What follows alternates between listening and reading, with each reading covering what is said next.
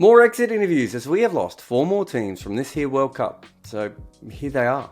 This is the last look. It's almost as good as a Minecraft video. Imagine that.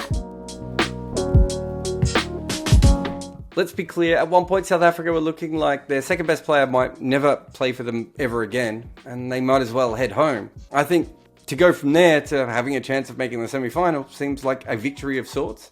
I never really thought that they were going to do a lot of damage here. They were always a very lopsided team. They had 4 quality bowlers, and so few teams could really hang with them on that level. Rabada and Nortje have shown that they are next level wicket takers, and Nortje is also really hard to. Shamsi will take wickets and cause problems in the middle. It seems to be his thing. And Maharaja's never really gone for many runs in T20 cricket. That's a really good 4 bowlers. I think the problem was coming in was their all-rounder, but Dwayne Pretorius had a sneaky great tournament. Despite bowling at the death, his economy was under 7 and he took wickets as well. Some of it was a bit random, like he suddenly decided to bowl back of the hand solo balls halfway down the wicket, but it worked for him, and now his international numbers are better than his domestic T20 numbers, which usually suggests a bit of a small sample size and some luck. But him coming good means that South Africa have properly great T20 bowling attack. It also means that they have 4 bowlers who cannot bat. Pretorius may or may not be around for the next World Cup. At least 3 of them will definitely be around, and maybe even 4. So this could be a long-term problem going forward. And while that's their strength, their bowling, it actually makes their batting a little bit weaker. You'll hear a lot of analysts talking about how little number 7 and number 8 bat in T20. But what happens when you have weaker batting in these spots is numbers 1, 2 and 3 slow down. They look at the batting card and they go, well, I can't, I have to play safe. They play themselves in and they hope to catch up at the death. If you've seen South Africa play, you'll know this is more or less what they do. Despite the fact that their batting never really got going, they still did end up with a 3-2 record. But I think at this level at the moment, they're around a 50-50 team. I really don't know how they fix their batting going forward unless their top order just lights up at a World Cup.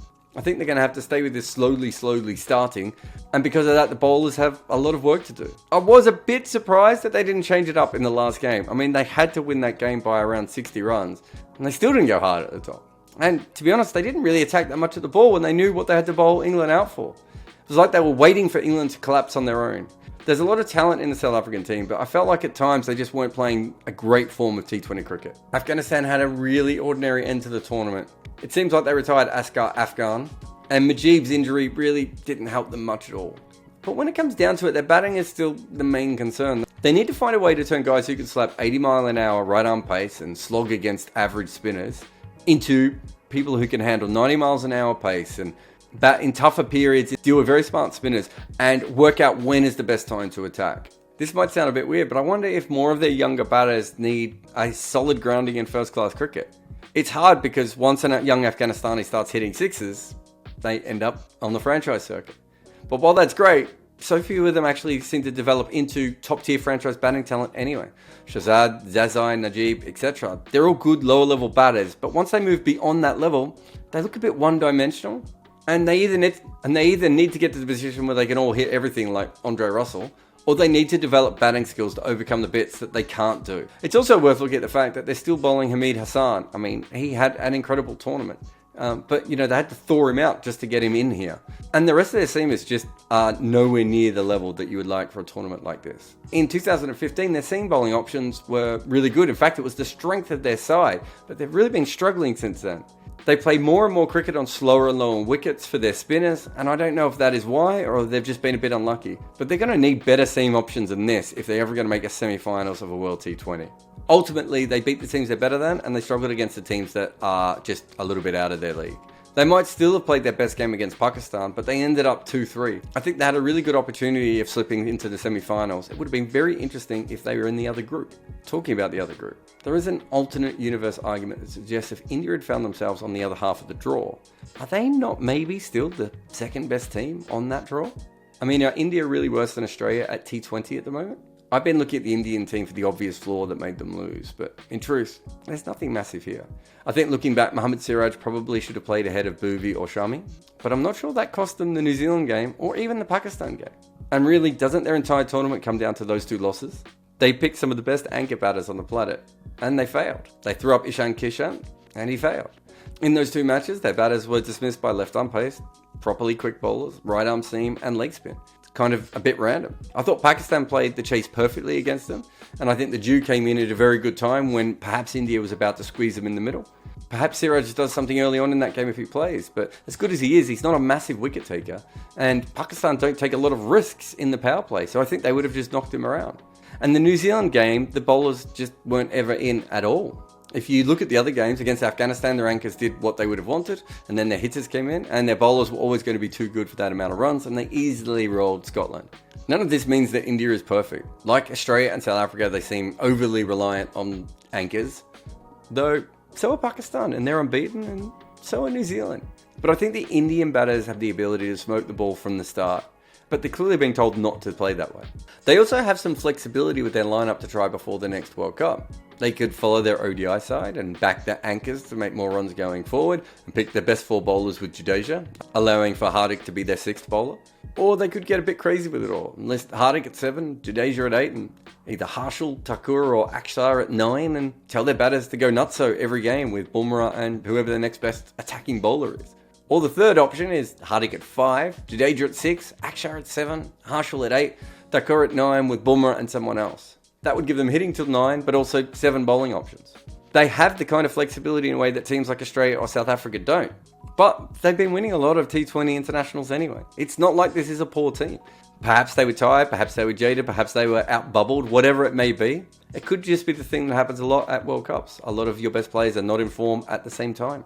But there are certainly ways that they can improve outside of my more outlandish options. I would probably like to have more left-arm seam, maybe one more lefty in the top order, and a gun leggy to go with Chakravarti would be ideal as well. Coming into this tournament, I thought India and the West Indies were the best teams alongside England. I think the West Indies bowling was overlooked, certainly by me, as a weakness. But if the batters had made runs, they'd probably still be in the semi-finals. And I think the same could be said of India. I wonder what percentage of time they would lose both their games to New Zealand and Pakistan with this particular lineup. But that is certainly not what this World Cup is. India failed in the only 2 games that mattered for them, and that's how it goes. It's huge for Namibia to even be here at all, and it's easy to get caught up in that and how small a cricket nation they are, or even, I suppose, how small they are as a bunch of cricket clubs within an already small nation. But there are certainly things that they can work on as a cricket team. Like, they must be able to find a stronger top order than this. They had 3 batters with strike rates over a run a ball, and that is including both rounds. Now, you can say the pitches were slow and hard to score on. They weren't that slow. They weren't that hard to score on. It really does start at the top for them. Analysts like me get angry when players chew up a lot of balls and end up with strike rates of 130 by having a few innings where it comes off. Well, Namibia top order eats up balls without any payoff. They just need, as a team, to work out how to hit more boundaries. If you take David Visa out of this team, they basically nurdled their way through a World Cup. Their bowling obviously carried them. Ruben Trumpelman might end up with a franchise deal on the back of this. But you could even see it in players like Carl Birkenstock and Ben Chikongo when they only bowled military medium and they only came in for a couple of overs. But straight away they came in bowling exactly to plans and they executed the way the team would have wanted.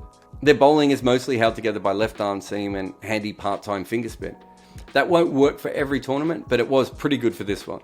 With their bowling, they certainly need some death bowlers. I think they're talented at the top, they're clever in the middle, but they're a bit of a, garbage bin when it comes to the end. It's also worth talking about that thing that wasn't really spoken about much in this tournament, the fact that this is an overly white African team. I've actually seen a little bit of Piqué France bowl before, and I think he's a handy off-spinner. But I think it's a bit embarrassing that he played 4 games, bowled 4 overs, and then batted in the tail, and they barely used it. They have to be better than this going forward. I think in this particular tournament, because it was their first time back and everyone was happy to have them and the way that they played, it was a little bit overlooked. It's not going to be overlooked if they do that again. And from a talent perspective, they really need to widen the base of their players beyond a handful of clubs anyway. Now, hopefully this tournament helps a new generation take up cricket. But in the future, when they do pick black African players, they need to actually let them play. It is quite clear that, like a lot of successful associates, there's a few people who are very devoted to Namibian cricket, and they should be absolutely proud of the way that their team played here and in the qualifiers. I personally hope this is the start of them continuing to ball teams with their extreme discipline. Here's my favourite fact. In 7 games and over 130 overs, they didn't deliver a single no ball.